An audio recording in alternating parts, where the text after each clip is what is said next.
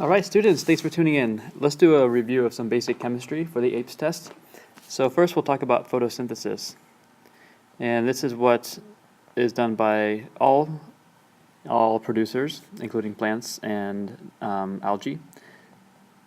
And the chemical reaction for that is that they take CO2 from the air and they combine it with water to form sugar, which is C6H12O6. And this sugar can then go on to form more complex sugars, things like cellulose, which is a type of starch material. And that's what leaves are made out of, or woody matter. Okay, so let's talk about respiration then. Respiration, of course, is what we do as consumers. And it's the opposite process. So in that, we take the sugar, C6H12O6, and our body ends up converting it into CO2, which we exhale, and H2O. When we eat other foods like proteins or fats, we get energy from those too. Our body ultimately converts those molecules into sugar molecules, which is what our cells use. Okay, so when we go take a look at this equation on the top for photosynthesis, respiration is just the opposite of that. There's respiration. What happens if you have sugars that are not being consumed but decomposed by anaerobic? So we should recognize that what we do is called aerobic respiration. And let's use black for that. So in aerobic respiration, we give off CO2, and that's in the presence of O2. When you have anaerobic decomposition, you get methane produced, CH4. Okay, and that of course is in the absence of oxygen, so O2 when that is not present.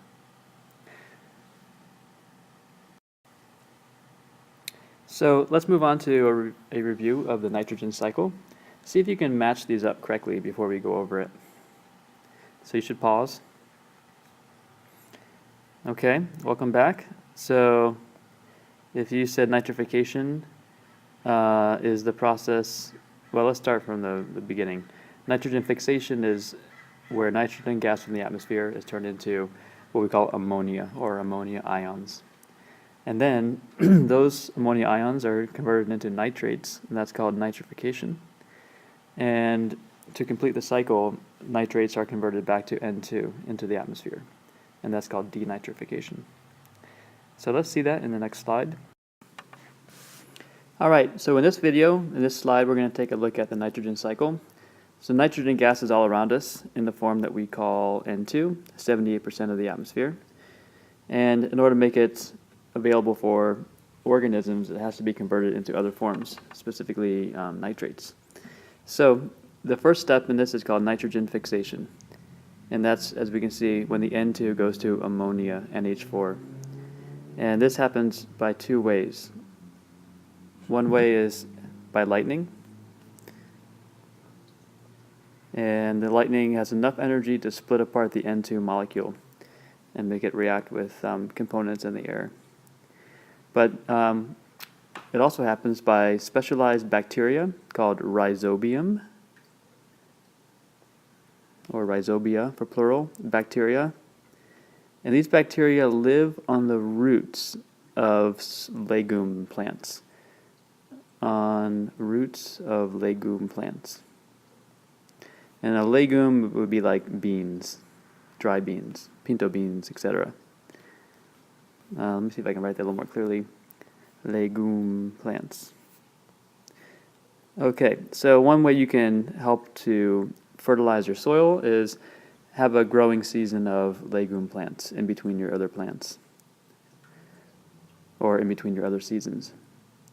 Okay, so common misconception, people sometimes think that it's legume plants that are doing the nitrogen fixation, but no, it's the bacteria living on their roots. Okay, but that's not enough. We have to go one step further. So the next step is for that ammonia to then be converted into nitrates. And this step is called nitrification. And it is also done by specialized bacteria. I'm not going to just say bacteria, I'm going to say specialized bacteria, because not all bacteria do these kinds of functions. And generally, it's different bacteria that do nitrification compared to the ones that do nitrogen fixation. Once it's in the form of nitrates, then we can have what happens called uptake, where the plants take it up into the roots, and then what we call assimilation, which means they actually use what they uptake and make it become part of them. And when animals eat the plants, now those nutrients go into the animals. Eventually both the plants and the animals die and decompose. And in that process of decomposing, we have these nitrates going back into ammonia. And this step is called ammonification.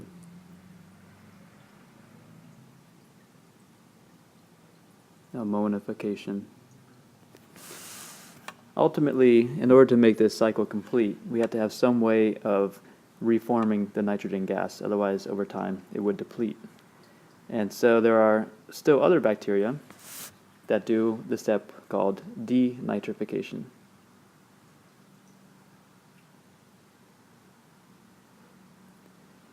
And so we will say again by specialized bacteria.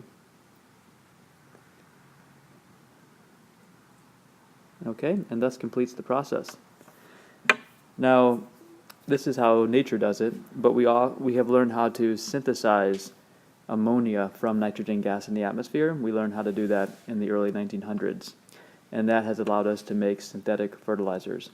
If you go to a store and buy Miracle-Gro, it contains synthetic nitrates, and you put them in your soil, and your plants are very happy because they need those nitrates, they uptake it. But in doing so, we are taking too much N2 out of the atmosphere and putting it into too much nitrates, which have the effects of creating algae blooms, and with the algae blooms, you eventually get too much algae growth, and then when that dies, the decomposers eat it up too quickly, and in doing so, they use up the oxygen. So we have that process that we call eutrophication, making the waters have too many nitrates, too many nutrients, too good for plant growth, and that ultimately leads in hypoxia, a drop in dissolved oxygen, creating dead zones. Okay, so that's what I want to go over with the nitrogen cycle. Here's our textbook's version of the drawing of the nitrogen cycle. I guess one thing that I'll just point out here is that this process is also happening here in the ocean by different bacteria, but ultimately the same processes are happening.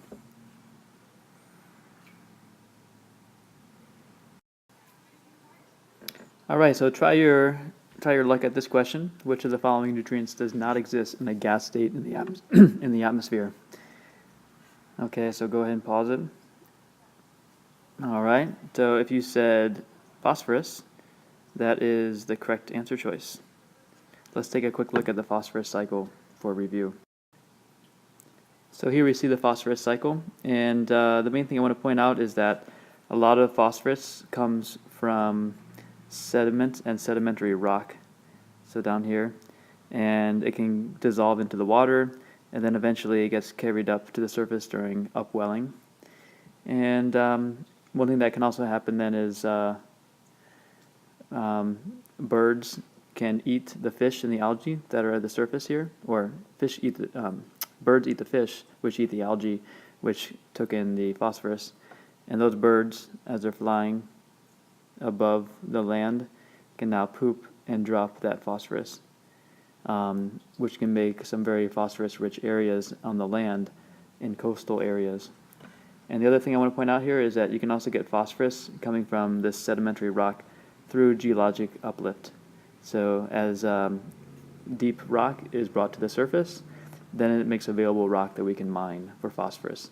But ultimately, phosphorus is a non-renewable and limited supply nutrient that we use for fertilizers. So we should make sure we're really making good use of our organic growing methods, where we use manure and things like that to to provide the phosphorus. So I'll leave this slide here. You can take a look at it if you'd like. It's very similar to the last one. I guess, yeah, we'll just mention that phosphorus can also lead to eutrophication because plants need both nitrogen and phosphorus. Okay, our next nutrient cycle, carbon. See if you can determine the correct order from largest carbon reservoirs to smallest. Go ahead and pause it. Okay, welcome back. Let's see how you did. So number 1 is ocean sedimentary rock. And number 2 is ocean water. And then we have fossil fuels. And then 4, atmosphere. And finally, plants, biomass. So let's take a look at that in this diagram here. So here's our sedimentary rock, bottom left.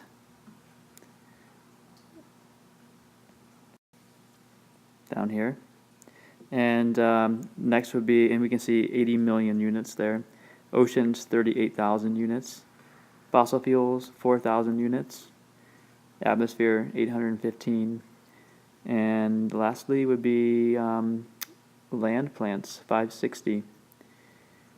Okay, so let's take a look at the next slide.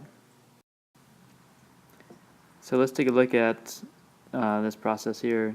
CO2 in the atmosphere can dissolve into the ocean where it mixes with water and calcium to make calcium carbonate shells for seashell. And ultimately when those seashell organisms die, then the shells go to the bottom, they get broken up into a sand kind of material, and then eventually they become sedimentary rock. So that's why this is such a big number, because there's so many seashell creatures in the ocean. And so much CO2 dissolved in the ocean, that's where this number comes from.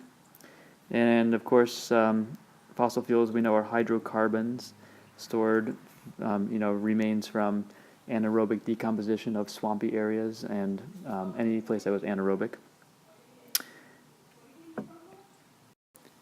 So let's point out a couple of key processes here. When we extract and burn the fossil fuels, we are putting that CO2 from the fossil fuels back into the atmosphere.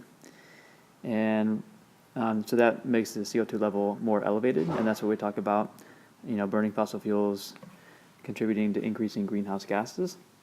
But the CO2 also does get taken up by plants through the process of photosynthesis. But when we do excessive deforestation, then we don't have as much photosynthesis occurring on the planet.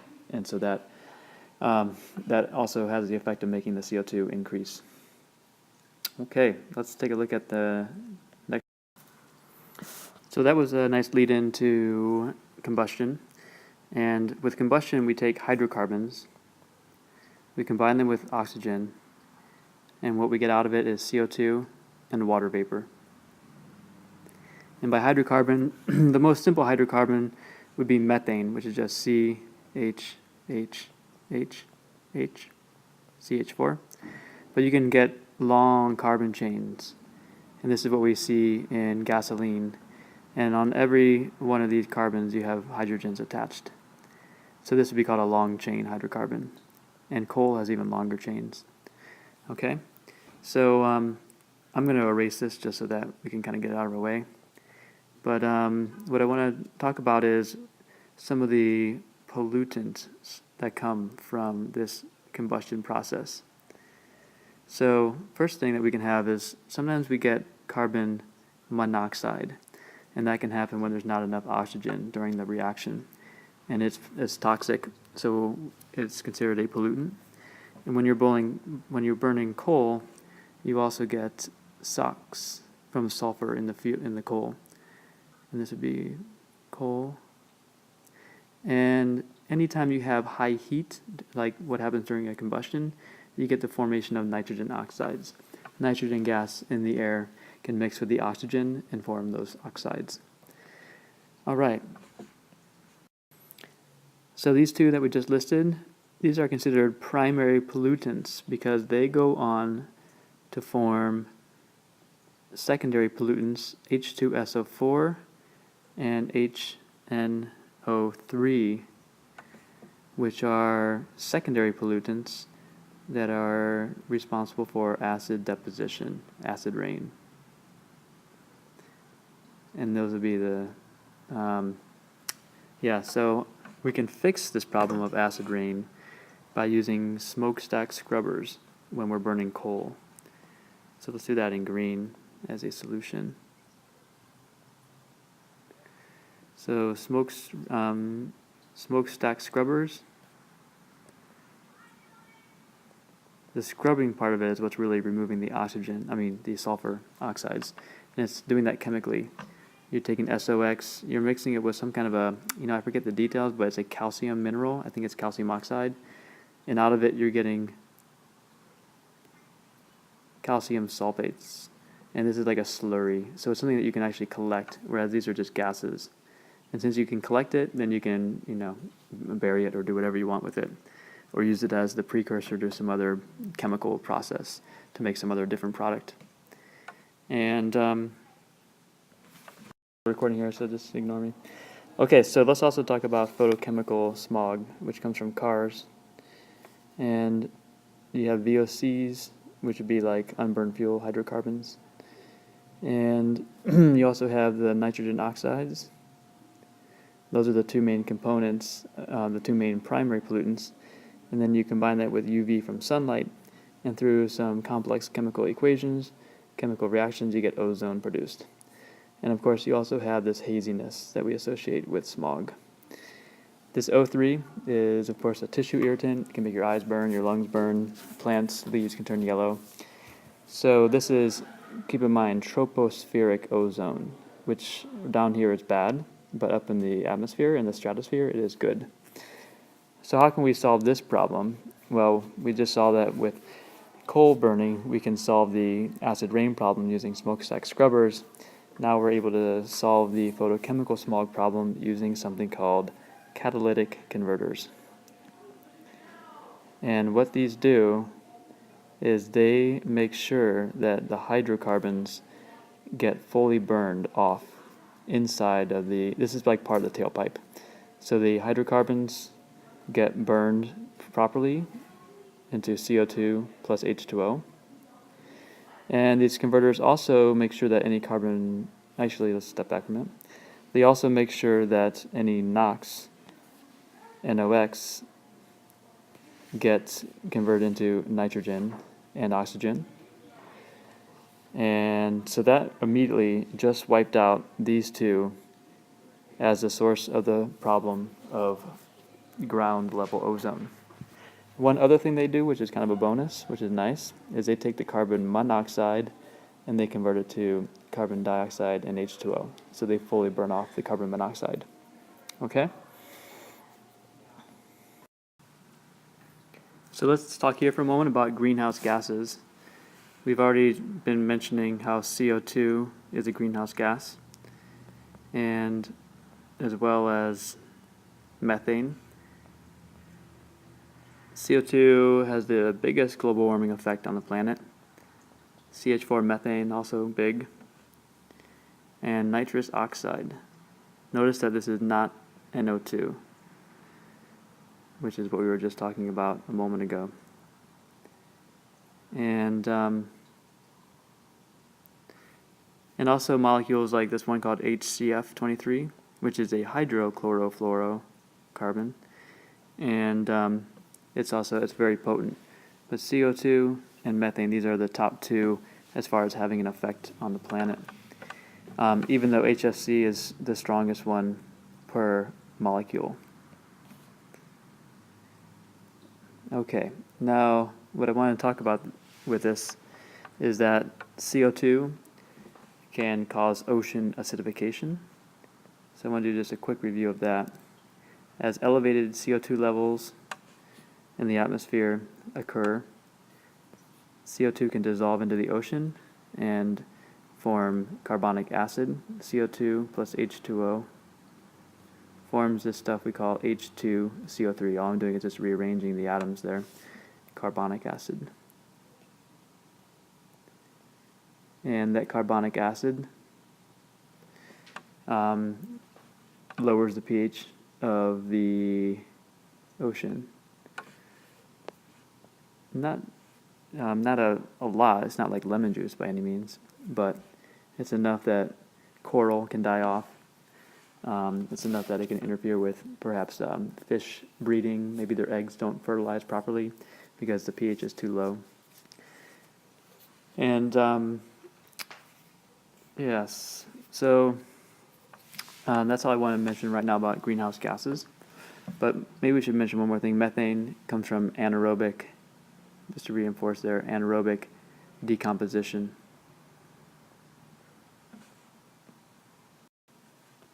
And cows, in their stomachs, they have anaerobic bacteria, and then they fart. All right, so let's do a little review of ozone depletion. We're talking stratospheric ozone here. It starts with CFC molecules.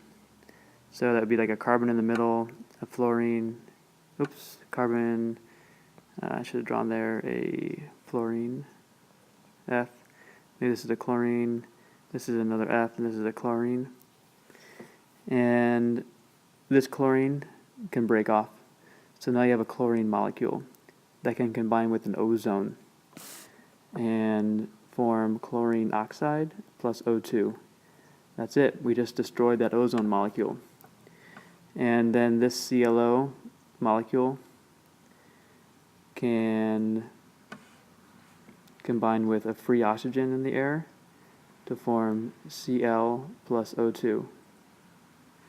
And it is this Cl that can then go back and destroy more ozone molecules. So this process can repeat over and over. So the only way to stop this process is to stop the production of the CFCs. And we did that with the Montreal Protocol.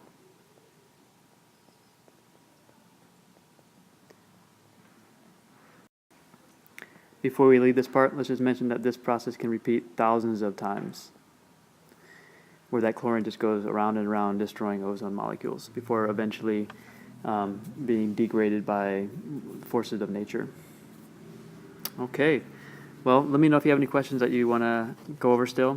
You can catch me Monday morning before the test, 7 o'clock in my classroom. All right, see you later.